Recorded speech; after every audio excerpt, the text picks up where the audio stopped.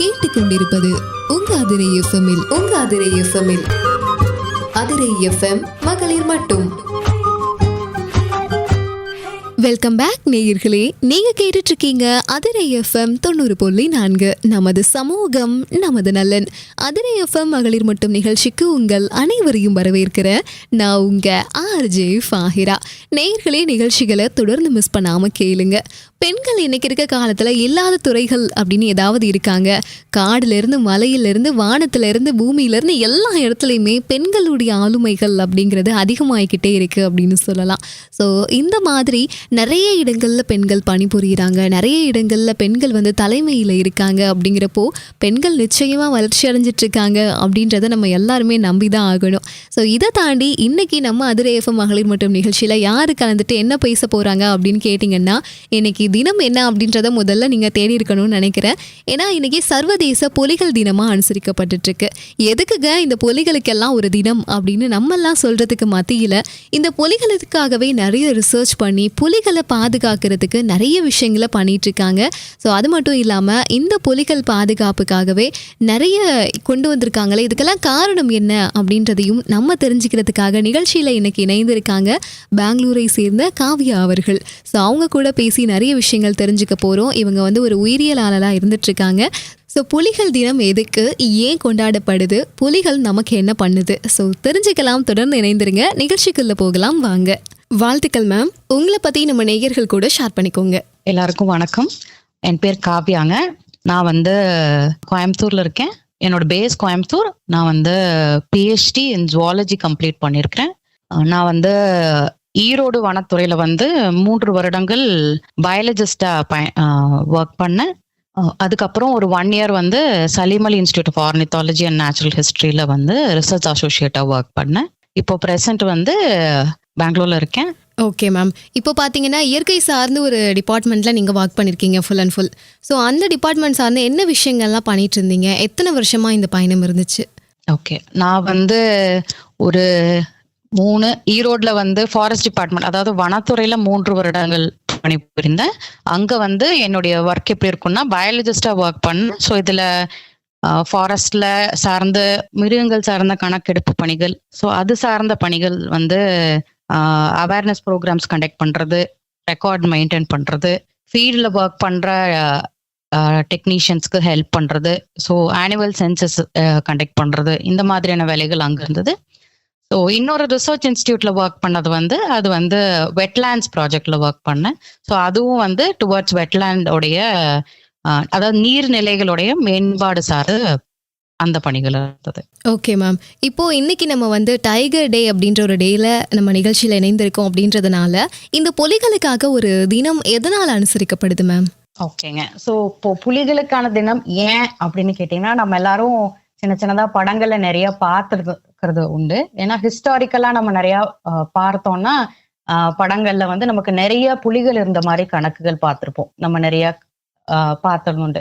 So இதுல எப்படி நிறைய இருந்த புலிகள் ஒரு 1920s 1930s அந்த பீரியட்ல புலிகளோட எண்ணிக்கை அப்படியே குறைஞ்சிக்கிட்டு வந்தது. ஸோ நமக்கு 50,000 to 1 lakh வரைக்கும் இருந்த கவுண்ட் அப்படியே டிராஸ்டிக்கா, அதாவது கொஞ்சம் கொஞ்சமா குறைஞ்சுக்கிட்டே வந்தது. ஸோ இந்தியாவுடைய சுதந்திரத்துக்கு அப்புறம் 1940s 47க்கு அப்புறம் நமக்கு புலிகளோட கணக்கெடுப்பு எடுக்கும் பொழுது மிருகங்களுடைய எண்ணிக்கை ரொம்ப குறைவான சூழ்நிலையில இருந்ததுனால அதுக்கு காரணங்கள் 2-3 காரணங்கள் பாக்குறோம். இன்னும் வேட்டையாடுறதுல இருக்கு, இன்னொன்னு நம்ம விளையாட்டா போய் ஹண்டிங் பிராக்டிசஸ் நிறைய இருந்தது.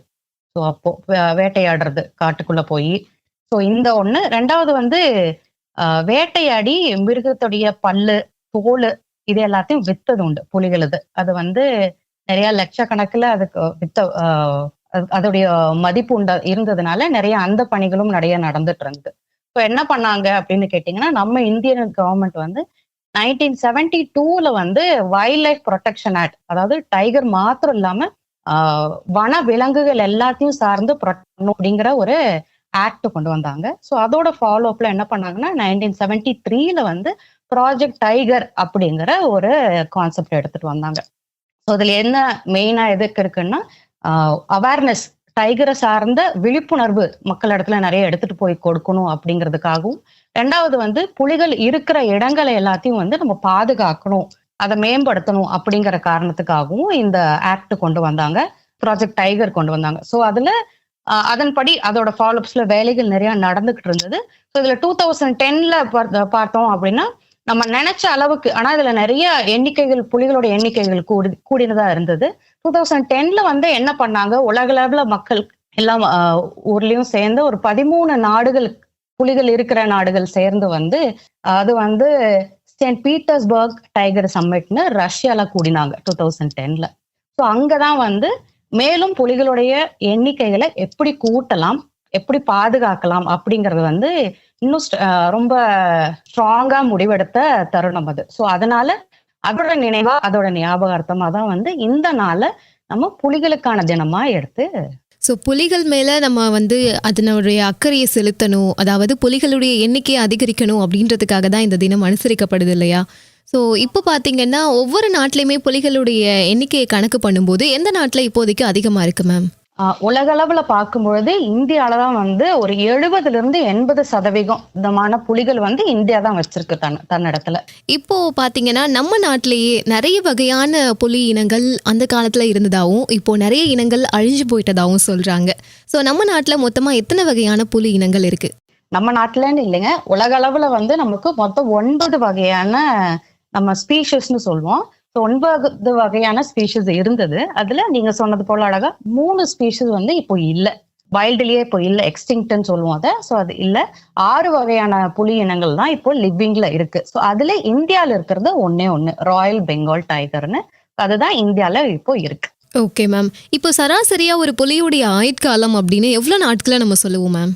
ஓகே, ஒரு விலங்கு அப்படின்னு எடுத்துக்கிட்டோம்னா வந்து 2 வகையா நம்ம அதை சொல்லுவோம். ஒண்ணு வந்து வைல்டு, அதாவது காட்டுல எத்தனை வருஷம் வாழுதுங்கிறதும், கேப்டிவ் அப்படிங்கறதும் சொல்லுவோம். நம்ம காட்டுல இருந்து வெளியே எடுத்துட்டு வந்து நம்ம வந்து வெவ்வேறு இடங்கள்ல லைக் நேஷனல் பார்க்ஸ்லயோ இல்ல இந்த மாதிரி ப்ரொடெக்டட் ஏரியாஸ்லங்க அதுவும் வச்சிருப்போம். நம்ம பார்த்துருப்போம் இல்லையா, பார்க்ல எல்லாம் போனோம்னா நம்ம பார்ப்போம்.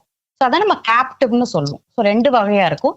ஸோ புலியை பொறுத்த வரைக்கும் வைல்டுல 10-12 வருடங்கள் வரைக்கும் இப்போ ஆரோக்கியமா இருக்கிறதுக்கான சூழ்நிலைகள் இப்போ இருக்குது. வேற கேப்டிவ்ல 12-15 வருஷம் சராசரியா, அதுக்கு மேலையும் இருக்கக்கூடிய வாய்ப்புகள் இருக்கு. இதுக்கான எண்ணிக்கை இயர்ஸ் வந்து சில நேரங்கள்ல அது இருக்கிற ஏரியா, அப்புறம் அதுக்கு நம்ம கொடுக்குற சிச்சுவேஷன்ஸ் பொறுத்து இயர்ஸ் வந்து கொஞ்சம் அப்ஸ் அண்ட் டவுன்ஸ் இருக்கிறதுக்கான சூழ்நிலைகள் இருக்குதுங்க. Okay ma'am. இப்போ பார்த்தீங்கன்னா இந்த புலிகளை பாதுகாக்கிறதுக்காக நம்மளோட இந்தியாவில் எத்தனை இந்த சரணாலயங்கள் செயல்பாட்டில் இருந்துட்டு இருக்கு? ஸோ நம்ம இதுக்கு முன்ன பேசினது போல 1973ல வந்து ப்ராஜெக்ட் டைகர் ஸ்டார்ட் பண்ணும்பொழுது 9 புலிகள் சரணாலயங்கள் ஸ்டார்ட் பண்ணாங்க, டைகர் ரிசர்வ்ஸ்ங்க. அஸ் ஆஃப் நவ் இப்போ வந்து 2025 பொறுத்த வரைக்கும் நமக்கு 58 சரணாலயங்கள் வந்து இந்தியால இருக்கு. அதுல தமிழகத்துல மாத்திரம் 5 புலிகள் சரணாலயங்கள் இருக்குதுங்க. இப்போ நீங்க சொன்னீங்க இப்போ 9 இனங்கள் இருந்துச்சு, இப்போதைக்கு 6 இனங்கள் தான் இருக்கு, 3 இனங்கள் அழிந்து போயிடுச்சு அப்படின்னு சொன்னீங்க. ஸோ இந்த மாதிரி புலி இனங்கள் ரொம்ப அழிந்து போறதுக்கான காரணமும் என்னவா இருக்கு? இப்போ சமீபத்தில் பார்த்தீங்கன்னா நம்ம நிறைய நியூஸ்ல கேள்விப்படுறோம், இந்த புலி ஊருக்குள்ள வந்துருச்சு, வந்து மனிதர்களை தாக்குது அப்படின்லாம் கேள்விப்படுறோம். ஸோ அதுக்கான காரணங்கள் என்ன? இதற்கெல்லாம் தொடர்பு இருக்கா மேம்? புலிகளுடைய எண்ணிக்கை குறையறதுக்கும் அப்புறம் இதுல எப்படி இருக்கும் அப்படின்னு கேட்டீங்கன்னா 2 வகையா இதுல இருக்கு. ஒண்ணு வந்து ஒரு புலி வந்து நம்ம அதுக்கான டெரிட்டரி எல்லை மார்க் பண்ணிக்கும். ஒரு ஃபாரஸ்ட்குள்ள இருக்கு அப்படின்னு இருக்குன்னா, ஒரு ஃபாரஸ்ட்குள்ள ஒரு டைகர் இருக்குன்னா அதுக்கான பவுண்டரி மார்க் பண்ணிக்கும். ஸோ இப்ப என்ன ஆகும், பவுண்டரிக்கான ஒரு புலிக்கும் அந்த தன்னுடைய பவுண்டரிக்குள்ள இன்னொரு புலி வந்துடக்கூடாது அப்படிங்கறதுல அது ரொம்ப கவனமா இருக்கும். இதுல என்ன ஆகும் அப்படின்னு கேட்டீங்கன்னா, இந்த பவுண்டரி சார்ந்த விஷயங்கள்ல வந்து அனிமல்ஸுக்கு சண்டை ஏற்படும். ஸோ அப்ப என்ன பண்ணும் அப்படின்னு கேட்டீங்கன்னா, ஸோ இதுல ப்ராப்ளம் வரும்பொழுது சில நேரங்கள்ல இந்த விலங்குகள் வந்து காட்டை விட்டு சின்னதா வெளியே வர்றதுக்கு உண்டான, அது வேணும்னு வராது, தன்னை அறியாத வெளியே வரக்கூடிய சூழ்நிலை வந்துடும். ஏன் ஒரு அனிமல் வந்து தனக்கான ஒரு பவுண்டரி செட் பண்ணிக்குது, ஒரு விலங்கு பவுண்டரி செட் பண்ணிக்குதுன்னா, தனக்கு உண்டான இறை எல்லாமே அதுக்கேற்ப அதுக்கு தேவைப்படுற எல்லா விஷயங்களும் அந்த எல்லைக்குள்ள இருக்கணுங்கிறத அது ரொம்ப கவனமா நிர்ணயிச்சுக்கும். ஸோ அப்போ அதுக்கான போட்டிகள் வரும்பொழுது தன்னை அறியாது அதோட எல்லையிலிருந்தோ இல்ல காட்டை விட்டு வெளியே வர சூழ்நிலை அதுக்கு வந்துருது. அப்ப என்ன ஆகும், காட்டை விட்டு வெளியே வரும்பொழுது ஊர் எல்லைகள்ல இருக்கிற ஆடோ இல்ல மாடோ இல்ல பிற விலங்குகள் எதையாச்சும் வேட்டையாடி பழகிருச்சு அப்படின்னா சுலபமா அதுக்கு உண்டான உணவு கிடைக்கும் பொழுது அது என்ன பண்ணுது, அந்த மிருகம் திரும்ப திரும்ப அங்கேயே வந்து ஊருக்குள்ளேயே வந்து உணவுகளை எடுக்கிறதுக்கு வேட்டையாட பழகிக்குது. சோ அப்படி ஊருக்குள்ள வரும் பொழுதுதான் வந்து இது வந்து நம்ம எப்படி சொல்லுவோம்னா மனித விலங்கு மோதல்ங்கிறத நம்ம சொல்றோம். சோ அப்படி ஒரு விலங்கு தன்னை அறியாம காட்டை விட்டு வெளியே வருது. வெளியே வரும்பொழுது தனக்கு தேவையான ஒரு உணவு அங்க இருக்கும் பொழுது சுலபமா கிடைக்கிறதுக்கு உண்டான வாய்ப்பு கிடைக்கும் போது அதை அந்த விலங்கு பயன்படுத்திக்குது. இப்போ புலி இனங்கள் அழிந்து வருவதற்கும் இப்போ வேட்டையாடுறதுக்குமே வந்து ஒரு பெரிய தொடர்பு இருக்குது அப்படின்னு சொல்லலாம். ஸோ இதெல்லாம் தாண்டி பார்த்தீங்கன்னா இப்போ நம்ம சின்சியராக இந்த டைகர் டேயில் புலிகளை பற்றி நம்ம நிறைய விஷயங்கள் பேசுகிறோம். புலிகளை பாதுகாக்கணும் அப்படின்னு சொல்கிறோம்.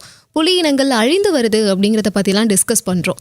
பட் இந்த புலி இனங்கள் அப்படின்றது நம்ம ஏன் பாதுகாக்கணும்? அது சுற்றுச்சூழலுக்கும் அல்லது இந்த நம்மளுடைய மனிதர்களுக்கும் ஏதாவது தொடர்பு இருக்கா மேம்? புலிகள் நமக்கு என்ன பண்ணுது? புலிகள் வந்து ஒரு அழகா சொல்லணும் அப்படின்னு கேட்டீங்கன்னா நம்ம எல்லாரும் ஸ்கூல்ல படிச்சிருப்போம். ஃபுட் செயின் அப்படிங்கிறது, உணவு சங்கிலி அப்படிங்கறத சொல்லுவோம், படிச்சிருப்போம். ஸோ இதுல எப்படி இருக்கும், புலி வந்து அதுல மேல இருக்கு.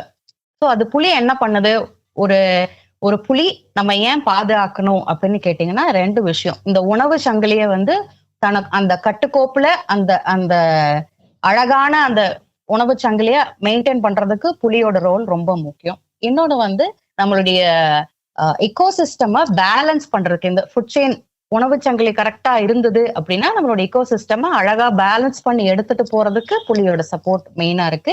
2வது, புலி ஒரு காட்டுக்குள்ள இருக்கு அப்படின்னு கேட்டீங்கன்னா அது வந்து அதை சுத்தி நிறைய விஷயங்கள் இருக்கும். அதுக்கு தேவைப்படுற மரங்கள், செடி, கொடிகள் அதுவும் இருக்கும். அப்புறம் புலி இருக்கு அப்படின்னா ஃபார் எக்ஸாம்பிள் அதுக்கு ஒரு மான்ல இருந்து காட்டு பன்றி வரைக்கும் எல்லாத்தையும் அதோட பாப்புலேஷனை கரெக்டா கவனிச்சுக்கிறதும் புலியோட விஷயங்கள் இருக்கு. அப்போ மானுக்கு தேவையான உணவுகளும் அங்க இருக்கும், காட்டு பன்றிக்கு தேவையான உணவுகளும் அந்த காட்டுக்குள்ள இருக்கும்.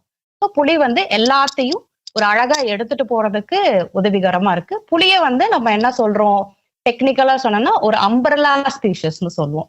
இது எல்லாத்தையும் அழகா எடுத்துட்டு போறதுக்கு புலியோட ஒரு காட்டுல ஒரு புலியோட இருப்பு ரொம்ப முக்கியமான ஒரு விஷயமா நம்ம பாக்குறோம். ஸோ இன்னும் சிம்பிளா சொல்லணும்னு கேட்டீங்கன்னா ஒரு புலி ஒரு காட்டுக்குள்ள இருக்குன்னா அது வந்து ஒரு வழமையான ஒரு காடா நம்ம கன்சிடர் பண்ணிக்குவோம்.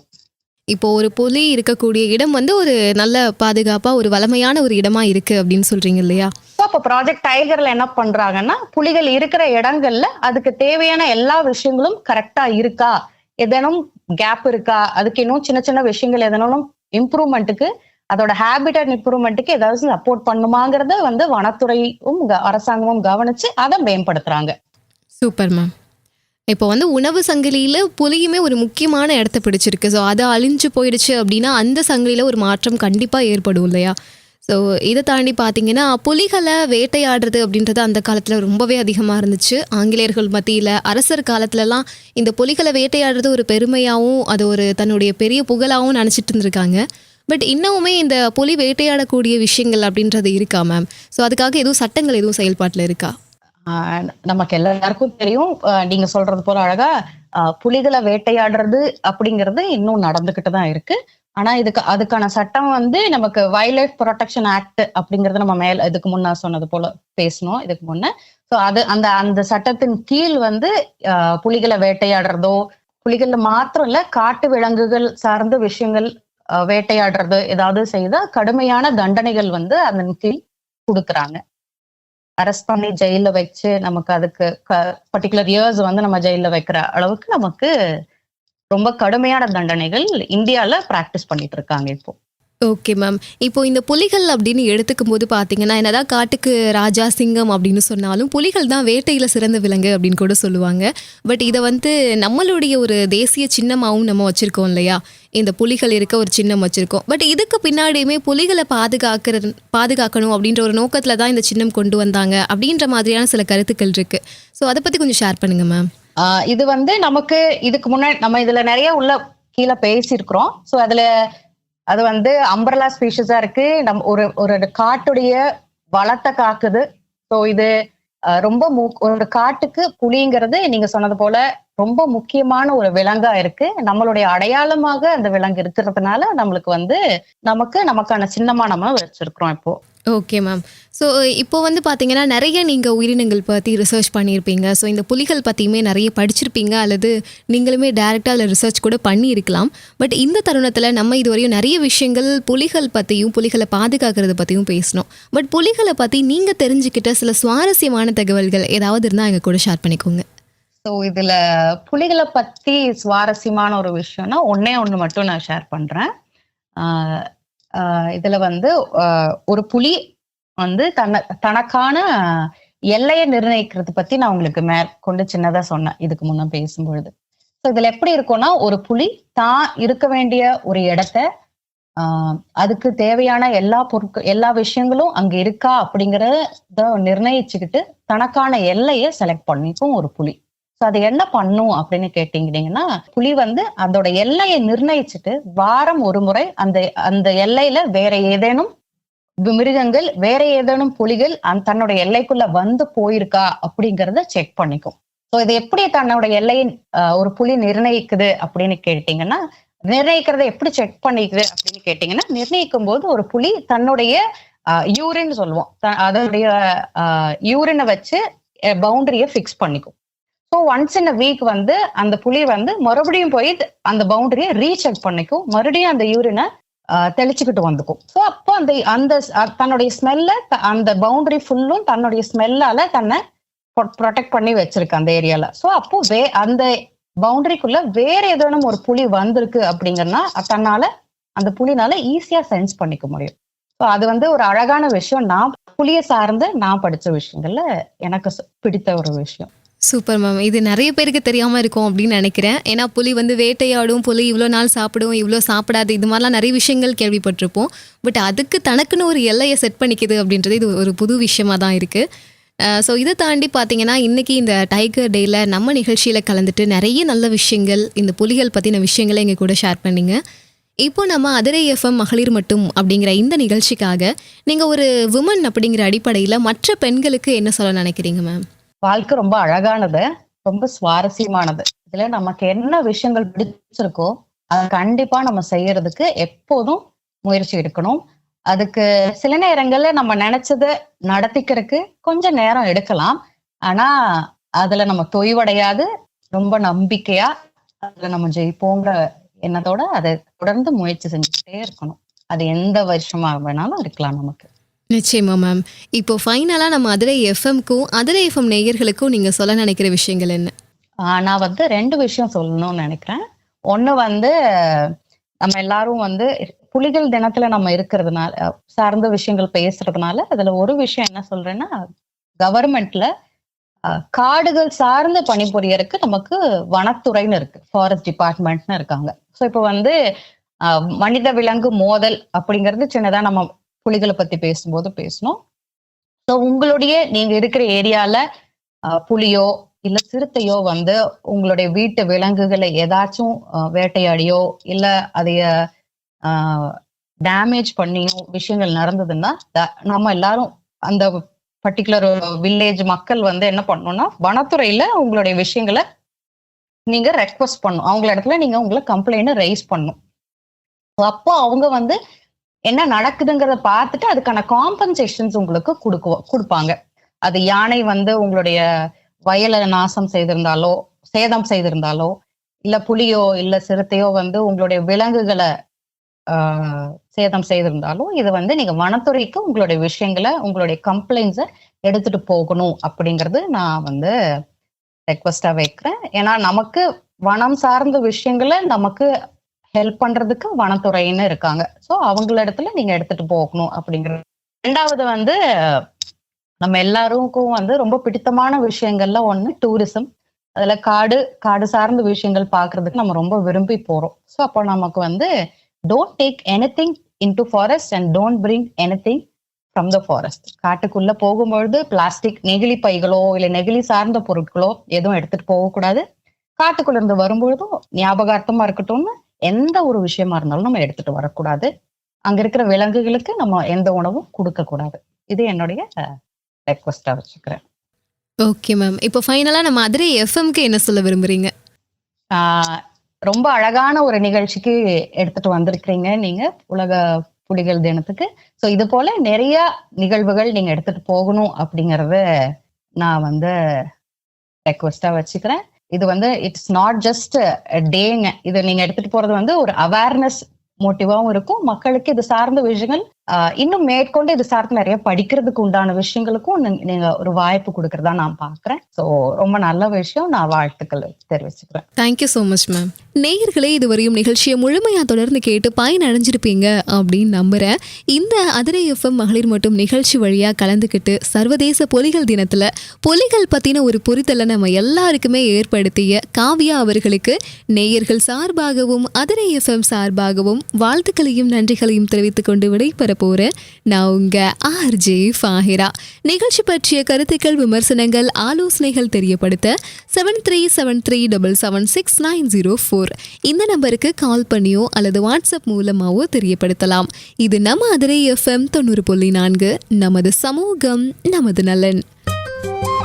நீங்கள் கேட்டுக்கொண்டிருப்பது உங்க அதிரை எஃப்எம்மில் அதிரை எஃப்எம் மகளிர் மட்டும்.